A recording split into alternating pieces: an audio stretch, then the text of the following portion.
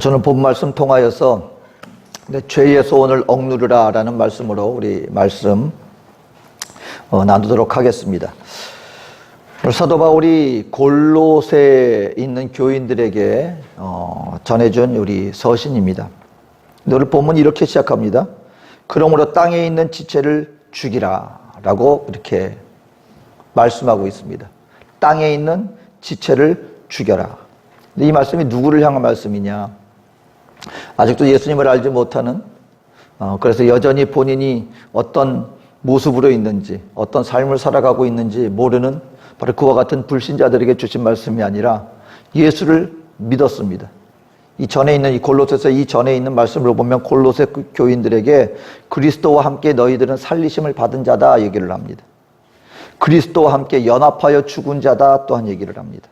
그리고 주님이 이 땅 가운데 오실 때에 그리스도와 함께 영광 중에 나타날 자들이 바로 너희들이다 얘기를 하고 있습니다. 예수를 믿고 이제 주와 함께 죽고 부활하여서 영광 중에 함께 나타날 자들, 바로 우리 믿는 성도들을 얘기하는 것이죠. 근데 그들에게 또 얘기를 하는 것입니다. 너희 지체를 죽여라. 너희 지체를 죽여야 될 것들이 있다는 것입니다. 싸워야 할 것이 있다라고 얘기를 하고 있다라고 하는 것을 우리에게 말씀을 해주고 있는 것입니다.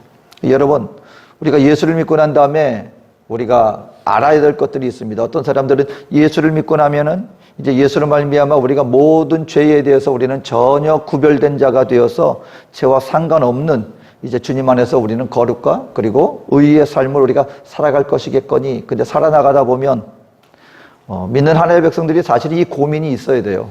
내가 왜 예수를 믿었는데도 불구하고 왜 나는 여전히 이 죄의 문제로 말미암아 아직까지도 자유하지 못하고 여전히 죄에 대해서 내 안에서 아니면 때로는 내가 죄에 넘어지는 모습을 보면서 도대체 왜 죄가 아직까지도 나에게서 역사되어지고 있느냐. 여러분, 이것이 고민이 되어져야 합니다.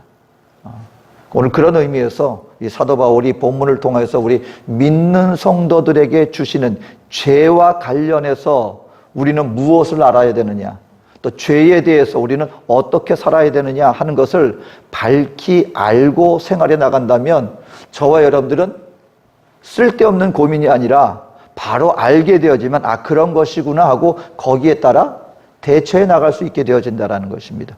오늘 사도 바울이 본문을 통해서 우리에게 가르쳐주는 이 죄와 관련해서, 우리 성도들과 죄와 관련해서 말씀해주는 몇 가지 사실이 있습니다. 그것은 무엇이냐면, 여러분, 아무리 우리가 예수를 믿었다 할지라도 죄라고 하는 것은 여전히 항상 우리 안에 존재하고 있다는 것을 알아야 된다는 거예요. 죄는 여전히 내 안에 자리 잡고 있다, 둥지를 두고 있다 라고 말씀을 해주고 있다라고 하는 사실인 것입니다. 어떤 사람들은 특히 여러분이 구원파라고 하는, 이 구원파가 여러분이 다른 지역도 마찬가지지만 중남미에서도요, 이 구원파가 굉장히 현지인들에게 아주 깊숙이 침투하고 있습니다. 그 이유 중에 하나가 무엇이냐면, 그 사람들이 구원파라고 하는 것에다, 여러분이 그 기독교 내에서 구원파는 2단에 속합니다. 2단. 그런데 이 구원파가 얘기하는 것 중에 하나가 무엇이냐면, 당신 구원받았습니까? 예수 믿고 구원받았습니까? 그럼 무슨, 네, 예수 믿고 구원받았습니다. 그럼 언제, 며칠 날, 몇 시에 구원받았습니까? 기억하십니까? 글쎄요, 여러분, 사실 내가 예수를 믿었습니다. 근데 여러분, 몇 년, 며칠, 몇 시에 그걸 내가 예수님을 내가 영접했다는 그 신앙 고백을 했는지 혹시 기억하십니까? 근데 어떤 분들은 기억 못한단 말이에요. 사실 대부분의 사람들이 기억 못할 수도 있어요. 저도 이민 와가지고 그때가 아마 81년도에 와가지고 한 2, 3년쯤이니까 그게 뭐 82년, 84년에서 85년 뭐 그 사이, 그리고 1월 초라는 건 기억을 해요. 청소년 수련회를 가가지고 거기서 수련회 참석해서 제가 처음 예수를 영접했거든요. 근데 며칠인지 그때가 몇 시인지는 몰라요. 하지만 한 가지는 압니다. 나는 예수를 영접했고 나는 예수를 믿고 그리고 나는 그리스도인이 되었습니다. 근데 그 사람들은 뭐라고 얘기하냐면, 당신이 예수를 믿었는데 몇 날, 며칠, 몇 시에 구원받았는지 모르면 당신 아직 구원받은 거 아니다. 다시 뭐 해야 된다, 뭐 이런 식으로 얘기를 합니다.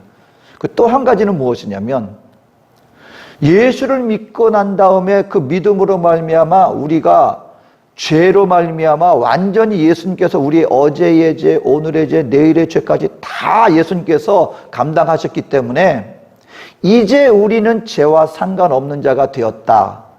뭐 거기까지는 그렇기 때문에 우리는 죄와 상관없는 그런 삶을 살아가야 합니다 라고 가르치면 좋겠는데, 그게 아니라 뭐라고 말하냐면, 이미 우리가 내일에 지을 죄까지 예수님이 다 감당하셨기 때문에 우리는 무슨 죄를 지어도 어떻게 살아도 상관없다. 왜? 예수님이 다 감당하셨기 때문에.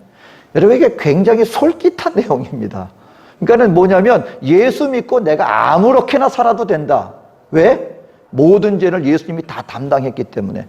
그러면 여러분, 믿는 성도들이 신앙생활에 나가면서 고민할 것도 없고 힘들 거 아무것도 없습니다. 왜? 그냥 내 육신대로 소욕을 따라 다 살아도 상관없다라고 가르치게 되어지면, 여러분, 이게 왜 아주 교묘하게 믿는 성도들에게 아주 악한 이게 가르침이냐면, 내가 몇 월 며칠 날 내가 예수 영접했습니다 라는 것을 알아야만 구원받는다면, 여러분, 그게 사실 그 속안의 핵심적인 내용을 가만 살펴보면 예수 그리스도를 믿는 믿음보다도 내가 몇 날 며칠 날 내가 이 신앙 고백했지 하는 어떤 나의 행위에 모든 초점이 맞춰져 있는 거예요. 예수 안에서 예수님을 믿는 영접한 그 예수님의 공로 때문에 내가 구원받은 것이지, 내가 몇 월 며칠 날 신앙 고백했다는 그것이 우리 구원의 근거가 될 수는 없는 거거든요. 이게 굉장히 교묘한 가르침인 겁니다. 그리고 예수를 믿고 난 다음에 여러분, 내 마음대로 살아도 되다. 얼마나 이게 참 신앙생활 편합니까? 나는 몇 월 며칠 날 했으니까 나는 완전히 구원받았어?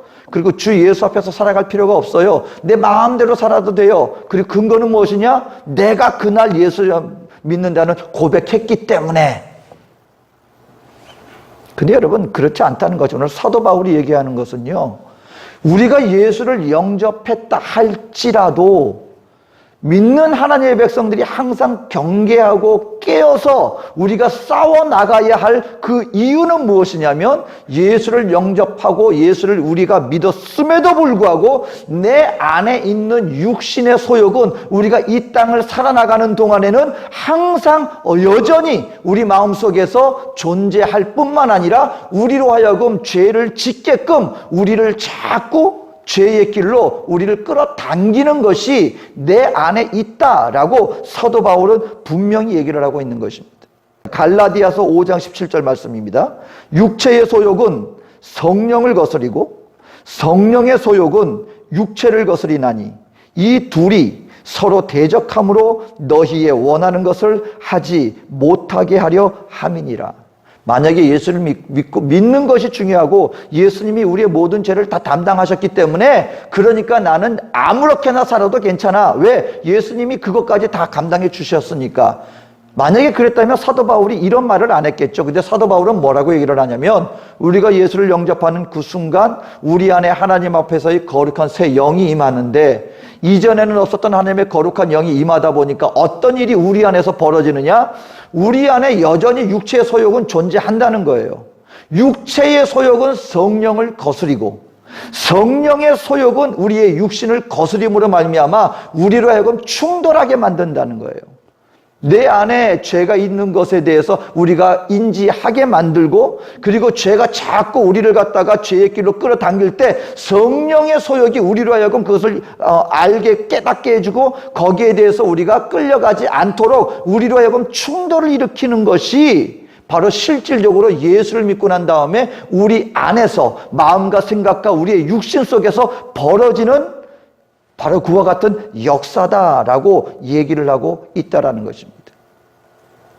그 사실은 믿는 하나님의 백성들이 언제가 사실은 가장 조심해야 될 때냐면요, 내가 이제 주님 안에서 은혜를 받고 우리의 삶 속에서 어떤 성령 안에서의 그 어떤 거룩한 삶이 우리 안에 이루어지게 될 때, 때로 우리 안에 이렇게 생각해야 됩니다. 아, 내가 이제 주님 안에서 생활해 나가다 보니까 이전에는 몰랐던 죄를 깨닫게 되었고 지금 내가 죄와 싸워서 이겨나가고 있으니까 이제 더 이상 죄는 나에게 그 어떤 역사도 있을 없겠지. 나는 이제 완전히 하나님 앞에서 선하고 거룩한 삶을 내가 살아나갈 수 있겠구나. 이제 죄와 나는 상관없는 사람이 되었겠구나 하고 안심하는 그때가 사실은 가장 조심해야 될 때다 라고 얘기를 하고 있다라는 것입니다. 그래서 여러분, 어떤 그 성도님이 40일을 금식을 했어요. 40일을. 여러분, 이게 40일 금식이라는 게 이게 사실 쉬운 일이 아닙니다. 기도원 가고 어떤 본인이 결심을 하고 가서 40일을 갖다가 은혜를 받고 그동안 얼마나 하나님 앞에서 감사한지. 여러분, 이게 사실 금식이 우리에게 굉장히 유익이 됩니다. 금식을 하게 되면은요, 뭘 끊는 거예요? 우리가 어떤 육신의 소욕이 있는데 그 가운데 가장 끊기 힘든 게 바로 식욕입니다. 그래서 여러분, 처음에는요, 이게 금식을 하다 보면은 깨닫는 것 사실들이 몇 개가 있어요. 하루 24시간이 이렇게 길었구나. 가만 생각해 보면은요, 우리 하루 중에 우리 마음과 생각에 음식이 차지하고 있는 그 부분이 알게 모르게 굉장히 많습니다. 아침 먹고 난 다음에 뭐 생각해요? 점심에 뭐 먹지?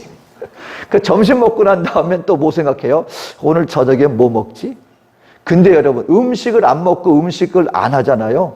하루가 이렇게 시간이 길었나? 먹는 생각을 갖다가 재해버리면 시간이 굉장히 많이 남습니다. 처음에, 그리고 여러분, 그 육신의 그 식욕에 대한 거를 갖다가 이렇게 끊어나가잖아요. 처음에는 그냥 한 며칠 동안은요, 음식 생각밖에 안 나요. 그냥 음식 생각. 그러니까는 뭐 그냥 그때 내가 왜 그걸 안 먹었을까?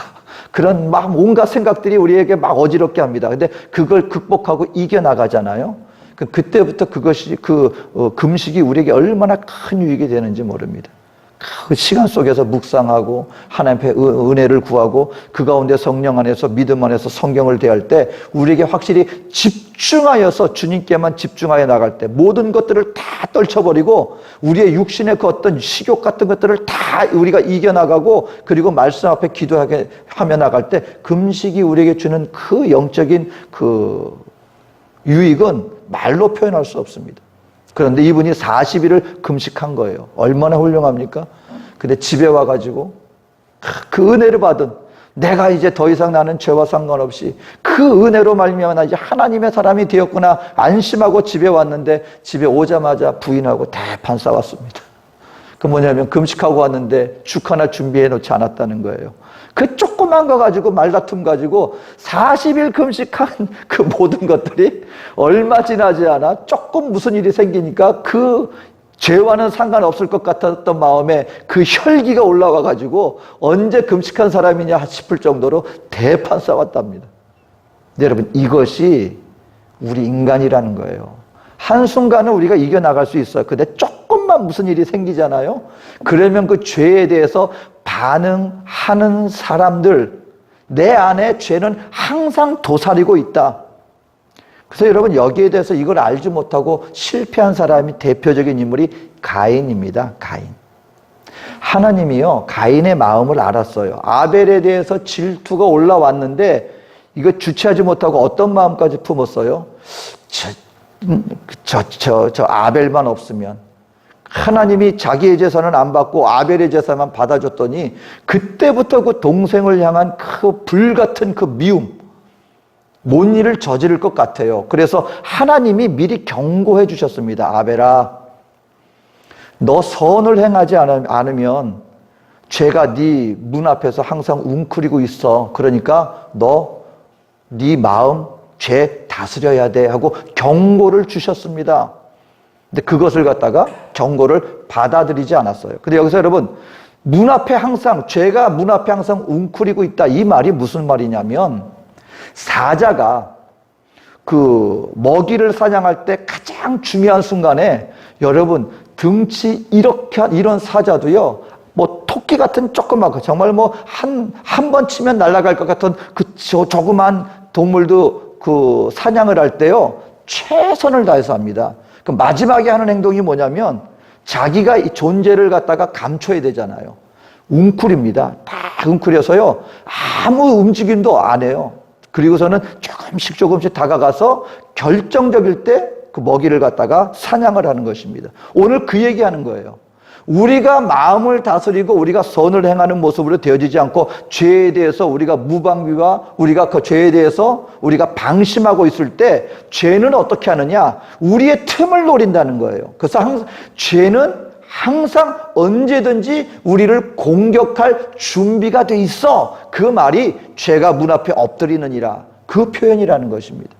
믿는 저와 여러분들은요, 은혜가 있을 때 우리가 마음을 방심하고 우리가 마음을 놓았을 때 죄는 웅크린 사자와 같이 갑작스럽게 공격해서 우리로 하여금 죄에 빠지도록 우리를 공격한다, 우리를 유혹한다 라고 얘기를 하고 있는 것입니다. 그래서 우리 믿는 하나님의 백성들은 알아야 됩니다. 내가 예수 믿었다고 해서 여러분, 저와 여러분들이 하나님 앞에서 지금 내가 잘하고 있는데요, 이제 죄는 나에 대해서 더 이상 상관없는 것이 되었습니다. 그것이 아니라 알아야 된다는 거예요. 내 안에는 항상 어떤 존재가 우리가 주님 앞에 부활하여서 저 영광스러운 나라에 가기 전까지 이 죄의 육신의 몸을 가지고 살아가고 있는 저와 여러분들은 항상 언제든지 죄에 대해서 우리가 노출되어 있는 바로 그와 같은 존재가 바로 우리들이다. 내 안에 뭐가 항상 존재한다?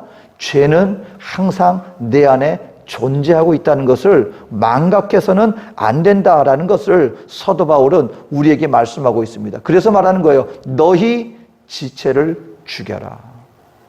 예수 믿었다고 해서 우리가 아무거나 막 살아도 된다? 절대 그렇지 않습니다. 오늘 저와 여러분들의 성경은 분명히 얘기를 하고 있습니다. 죄 무엇과 싸워야 한다? 죄와 싸워야 한다는 거예요. 예수님이 다 지어주셨으니까 여러분, 예수님이 진정 나의 죄 때문에 그 십자가를 지셨다는 것을 정말 깨달은 사람이라면 어떻게 다시금 예수를 십자가에 못 박는 죄에 대해서 우리가 방심할 수 있겠습니까? 그거는 잘못된 가르침이고 잘못된 교리입니다. 저와 여러분들 알아야 됩니다. 죄는 항상 내 안에 존재하고 있다. 두 번째 사도 바울이 얘기하는 것은 죄 안에 그러면은 내가 죄가 있는데 이 죄의 소원을 다스리지 못하면 우리의 영혼은 시들고 맙니다. 우리의 영혼은 시들고 만다. 죄를 이겨나가지 않으면 여러분 예수를 영접하고 난 다음에 저와 여러분들에게는요 하나님 앞에서 새 영이 임하는 거예요. 이전에는 어떤 존재들이었어요? 우리 영은 죽은 존재들이었습니다. 거듭 말씀드립니다. 내가 외적으로 도덕적으로 수양을 쌓는다고 해서 내 죽었던 영이 살아나는 게 아니라는 것을 분명히 알아야 됩니다. 여러분, 죽은 자는 죽은 자예요. 거기에 아무리 치장을 한다 할지라도, 아무리 좋은 옷을 입힌다 할지라도 죽은 자는 죽은 자에 불과한 것입니다. 거기에는 그 어떤 희망도 없고 어떤 것도 기대할 수 없습니다. 그래서 예수로 말미암지 않고는 저와 여러분들의 우리 안에 새 생명이 임할 수 있는 길은 없는 것입니다. 예수를 영접함으로 말미암아 저와 여러분들이 하나님 앞에서의 살아있는 새로운 영이 우리에게 임함으로 말미암아 우리는 어떤 존재가 되었다? 새로운, 그래서 말하는 거예요. 이전 것은 지나갔으니 보라 새 것이 되었도다. 이전 것을 훈련시켰다는 게 아니에요. 이전 것을 갖다가 더 어떤 도덕의 옷을 입혔다는 것이 아닙니다. 우리 안에 새 영이 예수로 말미암아 임했다라고 얘기를 하고 있는 것입니다. 그러면 우리 안에 뭐가 있는 거예요? 주님 안에서의 거룩한 성품의 새 영이 있고 내 안에 육신의 잘못된 죄의 소욕이 여전히 자리하고 있는데 우리의 영혼이 어떻게 되느냐? 자라나가야 돼요. 주님 안에서 우리의 영혼은 성숙해져야 합니다. 근데 그것이 어떻게 우리에게 주어지느냐? 내 안에 죄의 소원을 억누르고 지체를 죽이고 그리고 주님 앞에서 거룩한 삶을 살아나가게 되어질 때 우리의 영혼이 비로소 힘을 얻게 되는 것이다.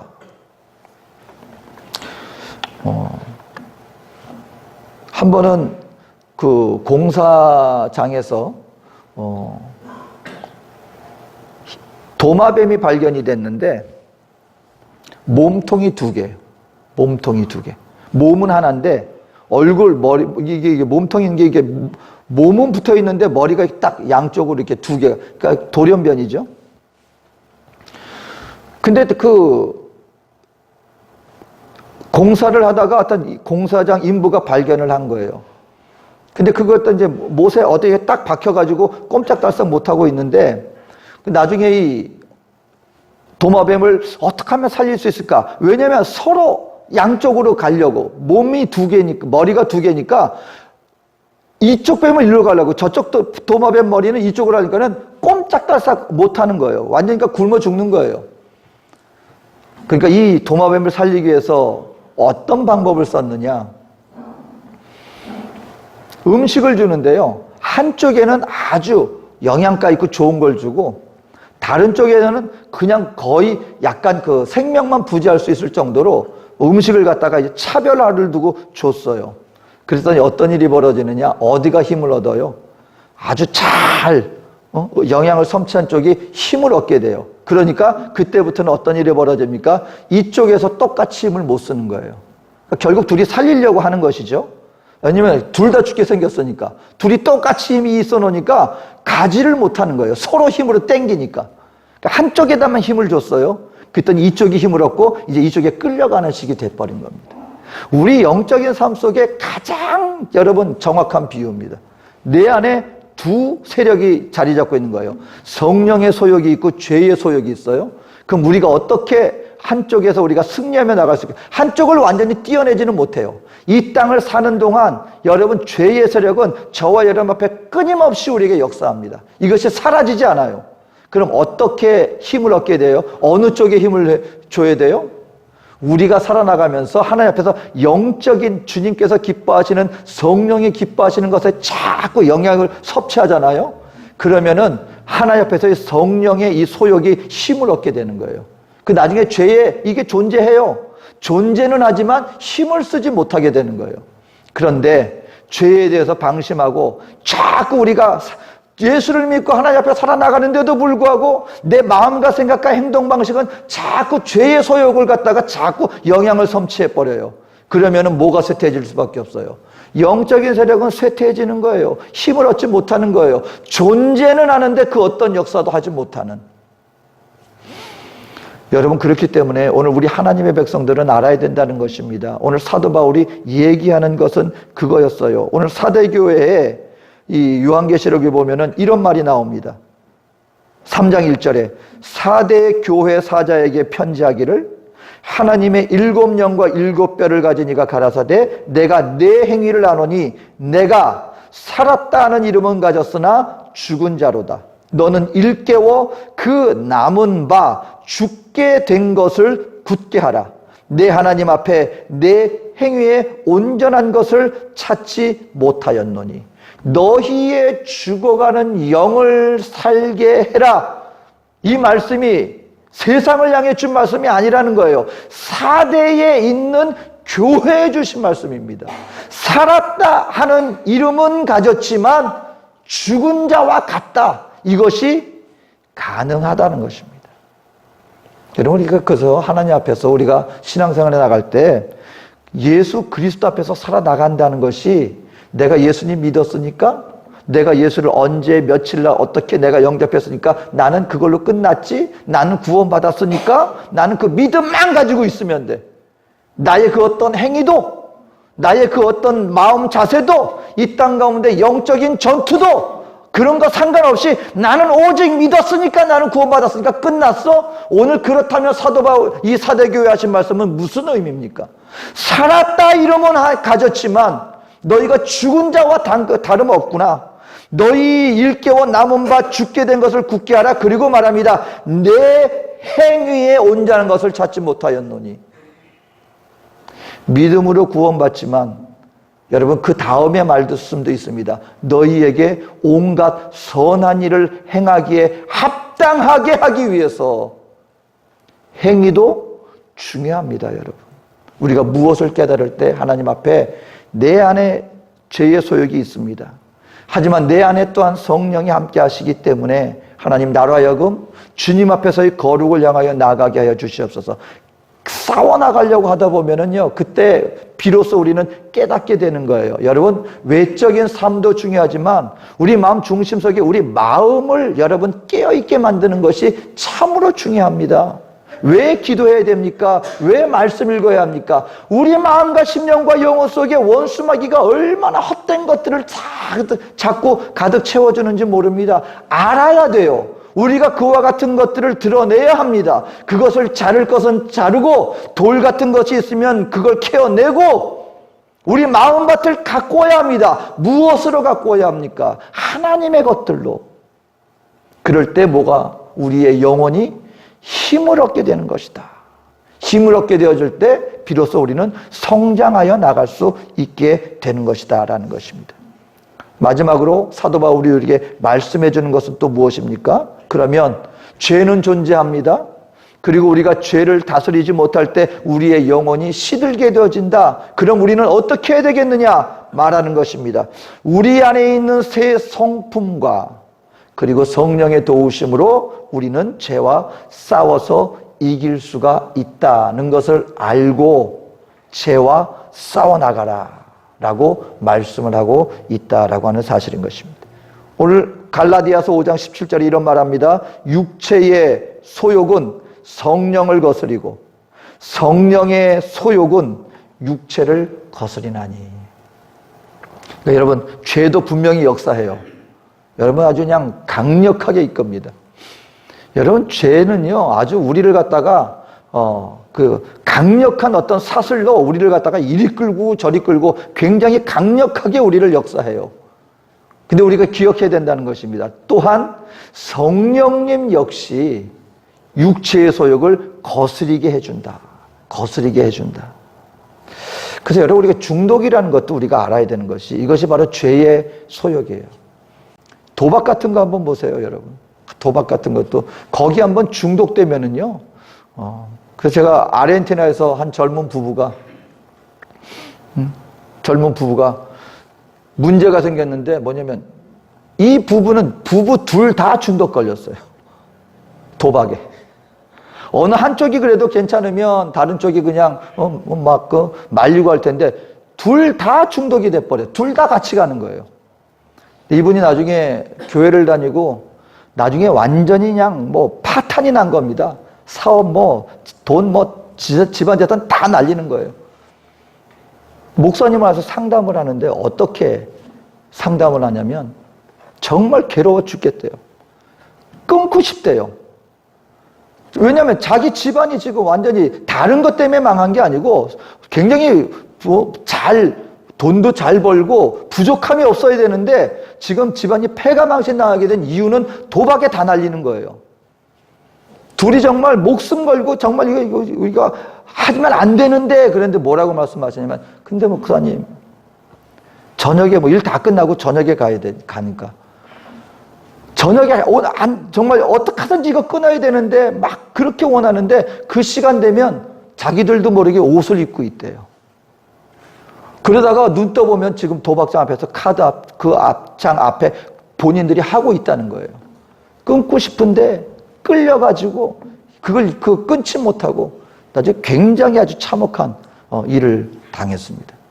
이게 뭐냐면 죄가 우리를 거스리는 게 있는 거예요. 그렇기 때문에 믿는 하나님의 백성들은 우리의 마음을 주님 앞에서 예민한 마음을 가져야 돼요. 죽은 영혼을 가지고 있을 때는 내 힘으로 안 되는 거거든요. 마약도 마찬가지입니다. 여러분, 마약이 왜 무서운 거냐면 마약 중독에 빠졌던 분들 얘기를 들어보니까요. 마약에 한번 중독이 되면 그분들이 분명히 얘기하는 겁니다. 마약은 완전히 끊는 게 아니래요. 이겨나가는 거래요. 평생을 갖다가 싸워야 된대요. 미국에서 훌륭한 목회를 하시는 한 목사님이 젊었을 때 히피였어요. 미국에서 한참 막 60년대 그때 히피 문화 했을 때 그분이 히피 거기 같이 그냥 허무주의에 빠져가지고 기타 치고 그냥 아무데나 다니면서 근데 대마초 피고 막 마약도 하고 막 그렇게 빠졌던 분이에요. 근데 예수 믿고 나중에 완전히 거듭나서 목회를 하고 몇십 년이 지났어요.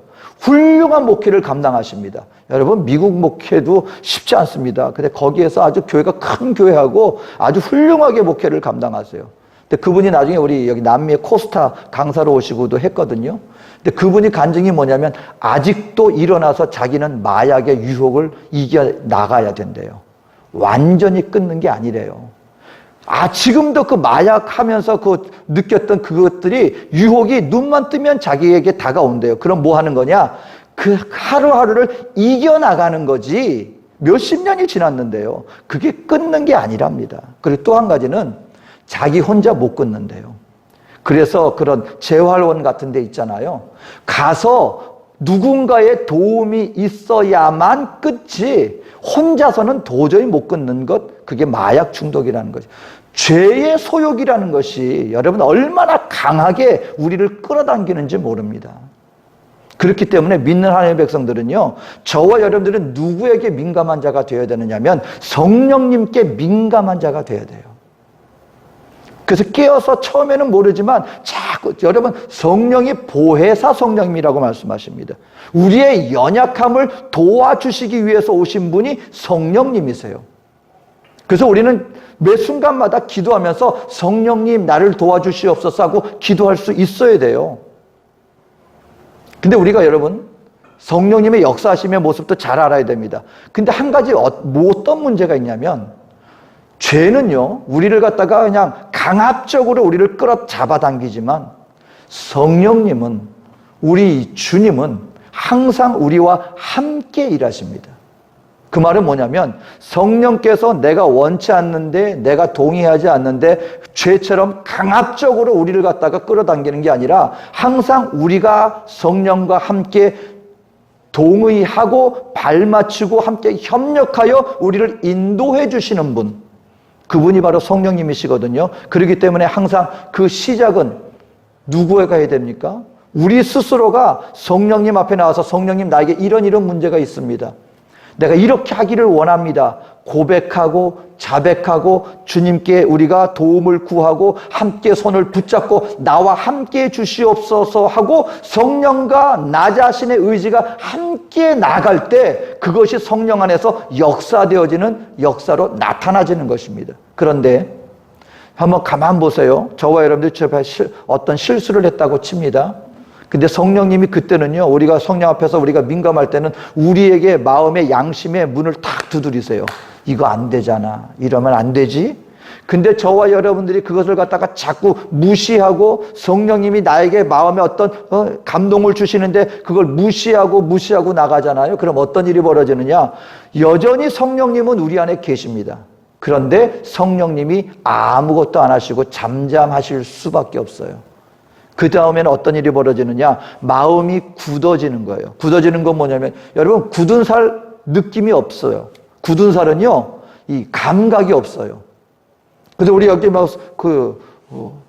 학창 시절에 책가방 무거운 거 들고 다니다 보면 운동을 꼭 안 하고 뭐 어떤 험난한 어떤 노동을 안 해도요, 여기 굳은 살 같은 게 이렇게 배겨 있습니다.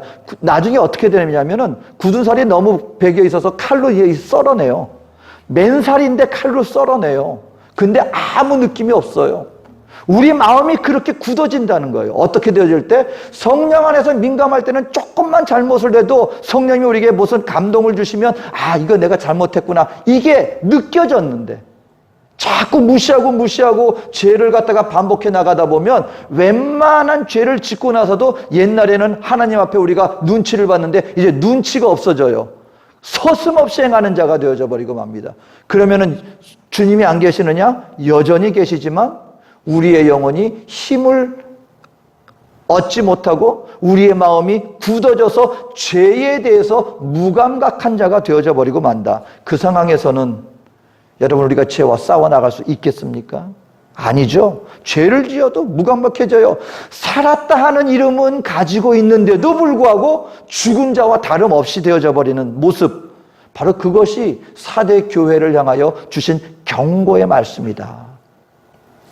사랑하는 성도 여러분, 그래서 제가 정말 우리 청년들한테도 그 말을 꼭 하고 싶어요. 뭐냐면 사실 제가 예수 믿기 전에 청년 시절이었고 예수를 믿고 한참 죄 안에서 바로 살아나가려고 할 때 그때 주변에서 그때 소위 말하는 세상에서 알던 친구들이 하는 말이 뭐였냐면요, 너 이것저것 다 해봐야 돼. 그래야지 경험해봐야 너도 이 세상을 알고 그래야 더 큰 일을 할 수 있는 거야. 그 마치 뭐 이것저것 다 해봐야 된다는 것처럼. 근데 그럴듯하게 들려요. 근데 분명히 말씀드리지만 백해무익입니다. 죄는 알아서 도움되는 게 하나도 없어요. 죄는 지으면 지을수록 우리에게 올무가 될 뿐이지 그거 안다고 뭐 모르는 걸 보게 되고 천만에요. 주님 앞에 거룩한 삶을 향하여 나아가 보세요. 여러분 그 안에 또 다른 세계가 우리에게 펼쳐집니다.